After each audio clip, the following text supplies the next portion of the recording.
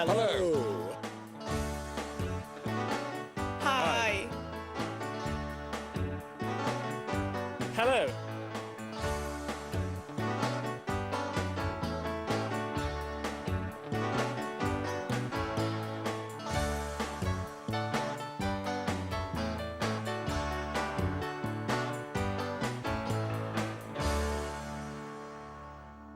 Hello and welcome to That's English. Hello.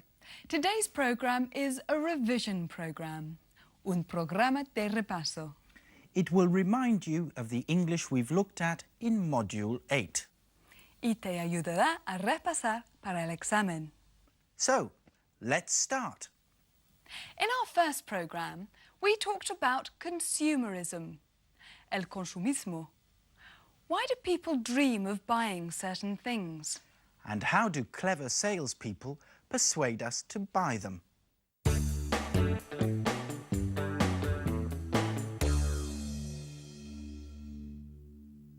Esa semana estudiamos el segundo tipo de oraciones condicionales, que se suele usar para hablar de situaciones imaginarias relacionadas con el presente o el futuro. If I had enough money, I'd buy a fast car. We also studied phrasal verbs, los verbos con partícula. For example, Turn on the television. turn off the light. Do you remember when Tom bought a new car? He wanted to make his dreams come true. Few men are brave enough to make their dreams come true. It's a beautiful car, but Turn on the stereo. Oh, sounds great, doesn't it? Wow! It's a beautiful car, but it's just a bit too expensive. Of course, if I had the money, I'd buy it. Let's go for a drive. Just for a few minutes. But I haven't got the money. Just for fun. Later, things went wrong. The car wasn't as good as Tom thought. So he tried to sell it to his friend Marco. She's a beautiful car.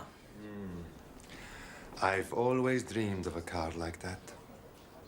If I had a car like that, I'd... If you bought this car, Marco, you wouldn't have to dream. But you have to be a brave man to make your dreams come true. Yes. Let's go for a drive, hmm? I'd buy it if I could afford it. But I can't. I can't afford it. Come on, just for fun.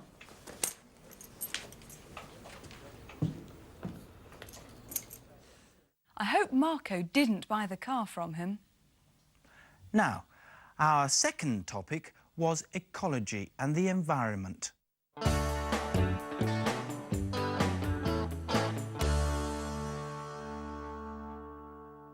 We looked at the passive, la voz pasiva. Something has to be done about the traffic. Parking on the pavement shouldn't be allowed. Remember, you use the passive when you're more interested in what happened than in who did it.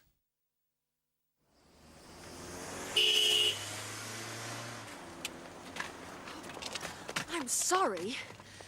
You're not supposed to park on the pavement. I know. I can't push the baby through here. I have to go on the road. Your car shouldn't be parked here. I'm sorry. You don't care, do you? Yes, I do. No, you don't. I'm sorry I was in a hurry. Oh, that's the problem. Everyone is in a hurry. I had a very important meeting. Oh, I'm sure it was very important. I had to push my baby in the road. We were nearly killed. Parking on the pavement shouldn't be allowed. I'm really sorry. And my baby has asthma. I think he has asthma because of car exhaust fumes. I'm really, really, really sorry. I am. I'm so sorry. Something has to be done about the traffic in this town.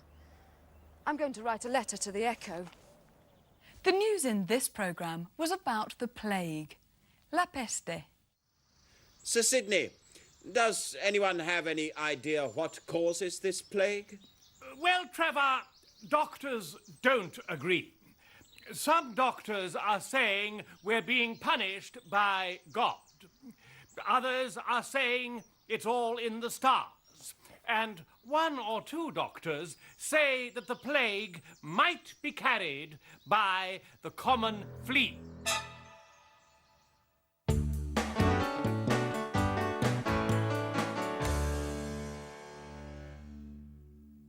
Britain as a multiracial and multicultural society.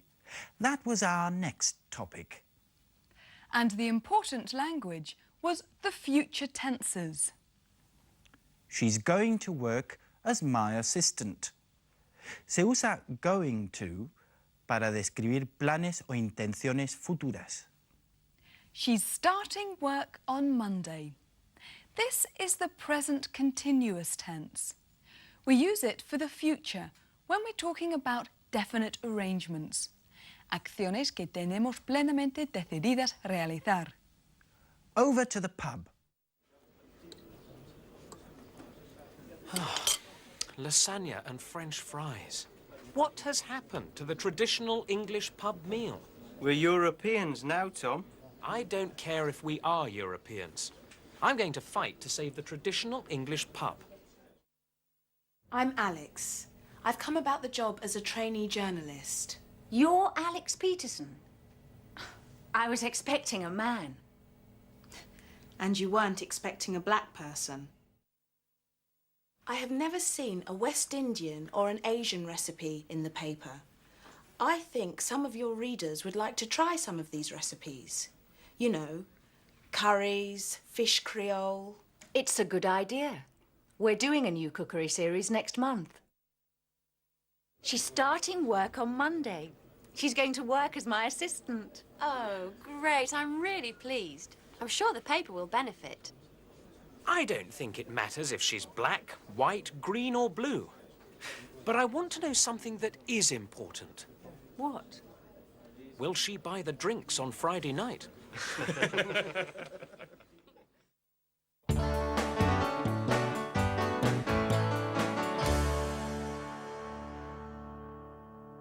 Do you remember when Marco told the story of his American cousin?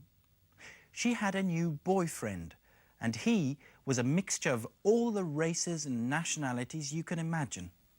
Some of the important language points are these. Have to. Do you have to talk like that? Must. You must practice English every day. Don't have to. You don't have to sleep at night. And mustn't. You mustn't put lemon juice in this soup. Cheers! To the weekend. To the weekend.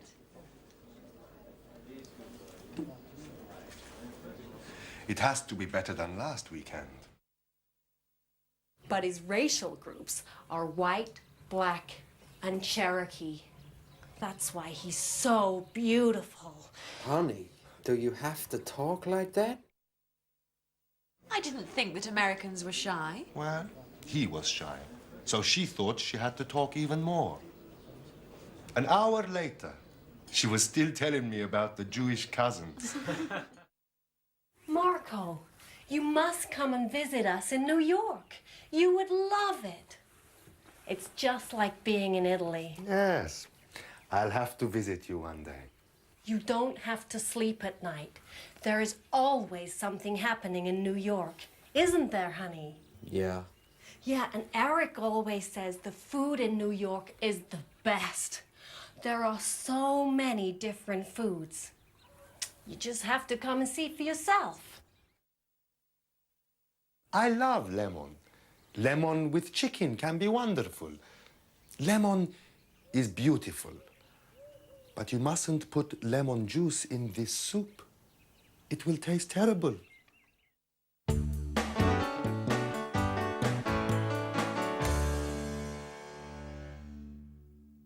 Rich and poor. Los ricos y los pobres. In this programme, we studied this type of sentence. I wouldn't have come if I'd known you were going to do this. Wouldn't have come if I had known. El pretérito pluscuamperfecto. Este es el tercer tipo de oraciones condicionales. Se utiliza esta estructura para hablar de lo que podría haber pasado si las cosas hubieran sido diferentes. Two people have just had a meal in a restaurant and it's time to pay. How are they going to split the bill? I've brought my calculator. Please, not on the table. Did you have 2 bread rolls with your soup? Yes.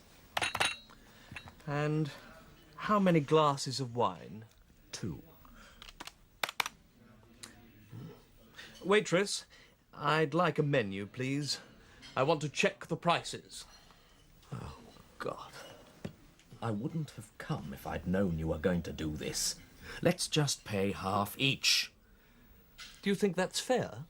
I don't know. It's not important. People are looking. I like things to be fair. You should pay for what you eat. If I'd known this would happen, I would never have come here. Look, I'll pay for the meal. That's very kind of you. Thank you.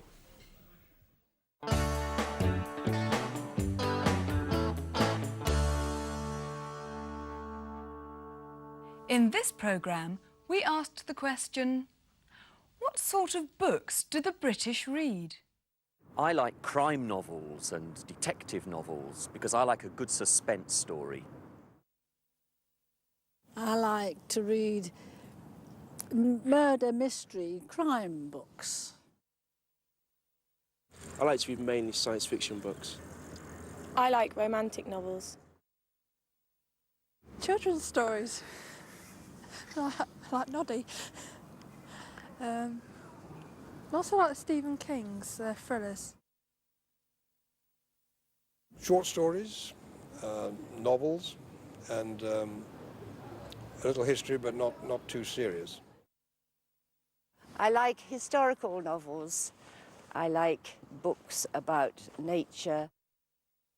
I like war and historical books. I like fiction, most of all, but I do read non-fiction. For example, I'm reading books about theology and philosophy at the moment. We also learnt a useful way of agreeing with people. I like detective stories. So do I.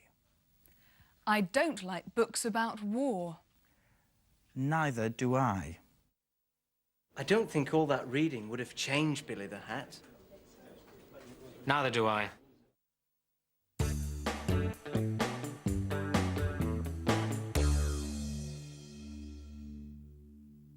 And now, el estilo indirecto. For example, I told her that I loved her. I told her that I loved her. She said that I wasn't allowed to open the door for her. She said that I wasn't allowed to open the door for her. But that, I'm afraid, is all we have time for today. We wish you the best of luck for your exams, and we very much hope we'll see you again for Module 9 of That's English. Good luck and goodbye. See you soon. Bye.